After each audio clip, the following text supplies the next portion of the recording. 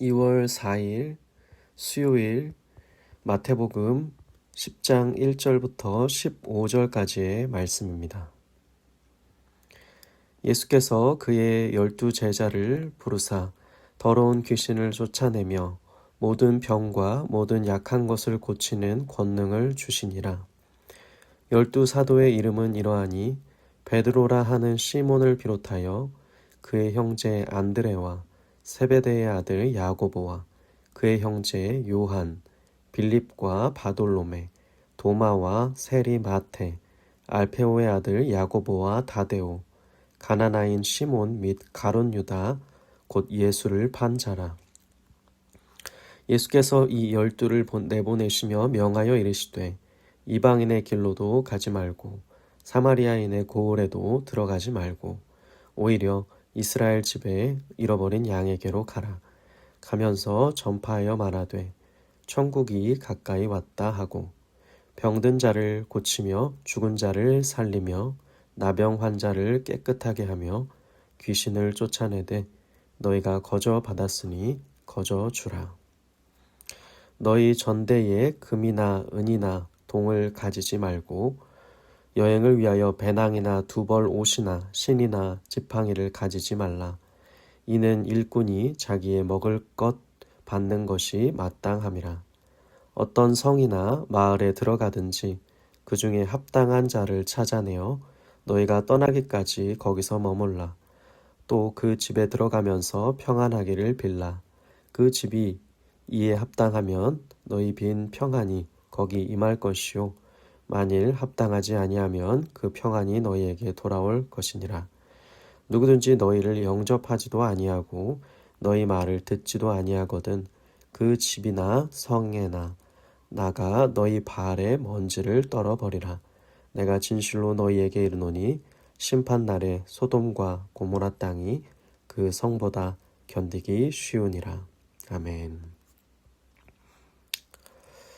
오늘 마태복음 이제 10장의 말씀은 우리가 어제 9장 마지막 부분에서 이제 추수할 일꾼에 대한 말씀으로 끝이 났는데 주님이 우리가 익히 아는 마태복음 28장에 부활하시고 승천하시기 전에 제자들을 이제 모든 민족을 향하여 파송하시기 전에 여기 이제 그들 곁에 계시지만 아직 십자가에 못 박혀 죽으시기 전이지만 제자들을 부르시고 이 전에 이들을 이제 훈련시키고자 그들을 추수할 곳이 있는 곳에 먼저 특별히 오늘 말씀해 보니 6절의 말씀처럼 이스라엘의 잃어버린 양에게로 보내시는 장면이 오늘 말씀에 잘 나타나 있습니다.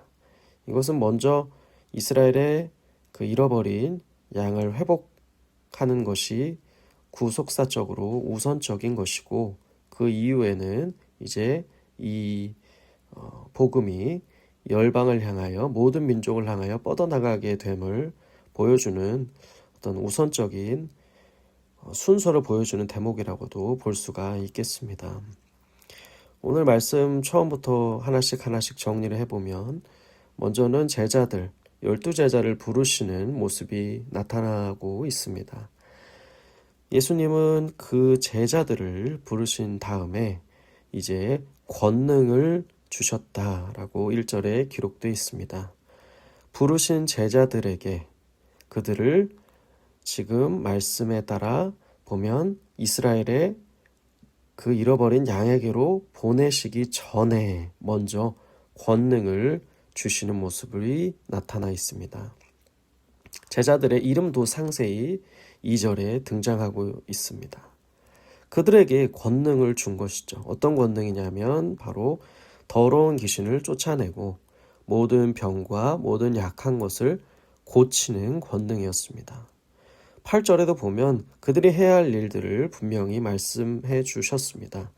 병든 자를 고치며 죽은 자를 살리며 나병 환자를 깨끗하게 하며 귀신을 쫓아내는 것입니다. 이것은 바로 우리에겐 너무나도 사실 익숙한 것입니다. 주님이 이전에 다 하셨던 일인 것입니다. 주님이 이전에 이들과 함께 다니시며 앞선 복음서의 내용을 통해 우리가 보았듯이 다 먼저 앞서 지금도 보이고 계신 일이었습니다. 이것을 제자들도 능히 할 수 있도록 주님이 그들을 부르셨으니 그들에게 권능을 주시면서 이제 너희가 이스라엘의 그 잃어버린 양들에게로 한번 나아가라 라고 이제 명령하고 계신 것입니다. 이후에 이들은 주님이 물론 부활하시고 이제 승천하시기 전에 이제 그들을 향해서는 모든 민족을 향하여 이제 나아갈 것을 명령하신다는 것을 우리는 알고 있습니다. 지금은 먼저 이스라엘의 그 잃어버린 양에게로 가라고 하시면서 이들이 그 명령을 따라 어떠한 마음가짐과 태도와 자세로 나아가야 할지 앞서 훈련의 목적으로서 보여주고 계신 것으로 이해할 수가 있겠습니다. 권능을 주시는 그 말씀 이후에 등장하는 부분은 이제 9절부터 14절까지 어떠한 마음가짐과 태도로 이들이 이 사명을 감당하는 일에 임해야 할지를 이제 말씀을 해주고 계십니다.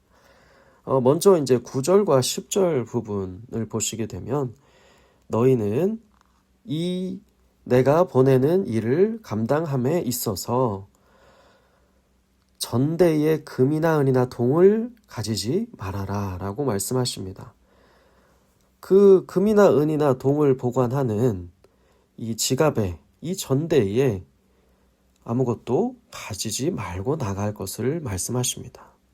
그리고 그 여정 가운데 10절에 보니 배낭에도 겉옷을 2벌을 챙긴다거나 신이나 지팡이를 가지지도 말 것을 이야기하십니다.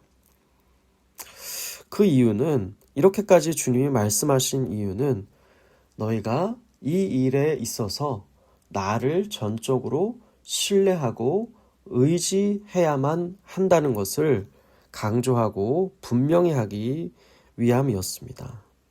이 일은 주님이 주신 권능으로 해야 하는 것이기 때문에 다른 어떤 금전을 통해서 한다거나 자신이 준비한 것들로 인해서 이 일을 감당한다거나 하는 것이 전혀 아니라는 것을 이 사건을 통해 이 말씀을 통해 이 훈련의 일을 통하여 보여주고 깨닫게 하기 위하여 이 말씀을 주신 것이라 볼 수가 있습니다.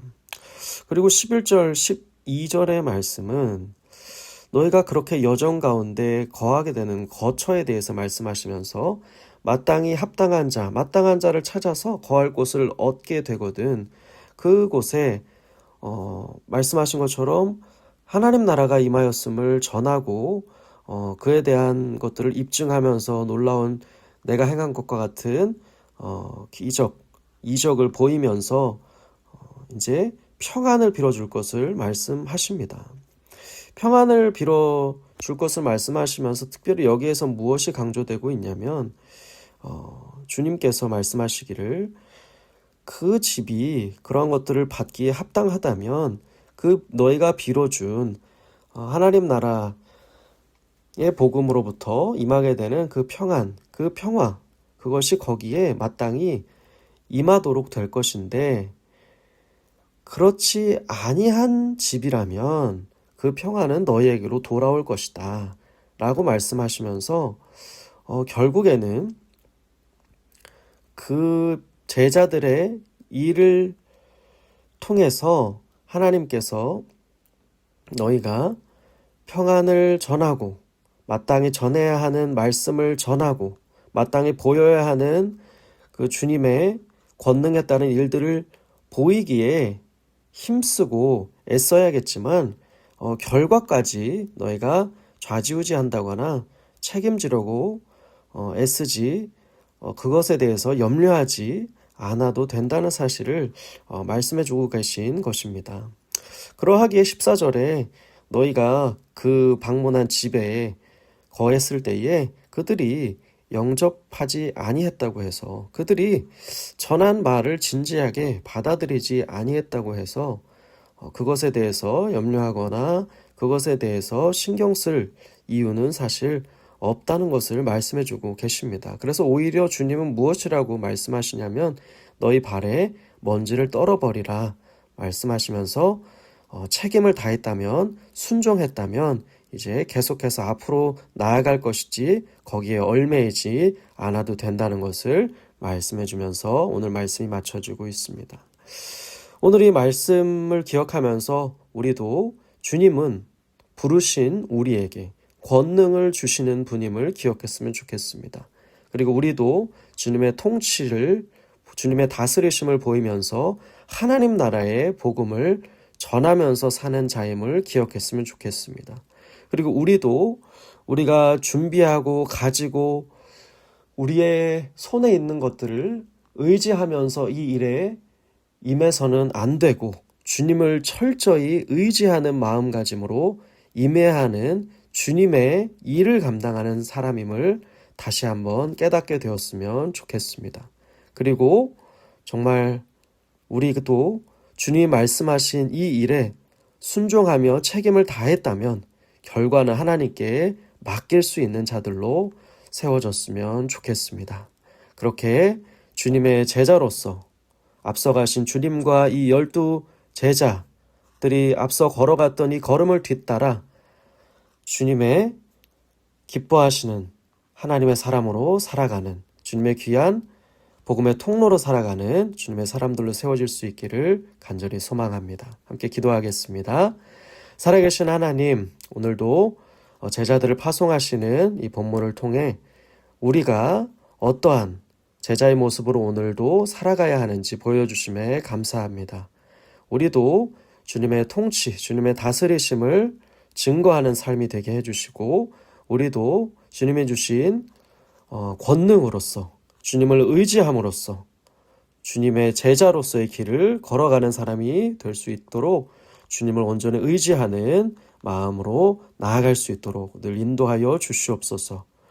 늘 주님이 말씀하신 이 지상 명령에 순종하며 이 모든 결과는 또 주님께 맡겨드리는 저희들이 되게 하여 주옵소서. 우리를 통해 주님이 행하시는 놀라운 일을 경험하는 복된 삶 되게 하여 주옵소서. 감사드리며 살아계신 예수님의 이름으로 기도드립니다. 아멘.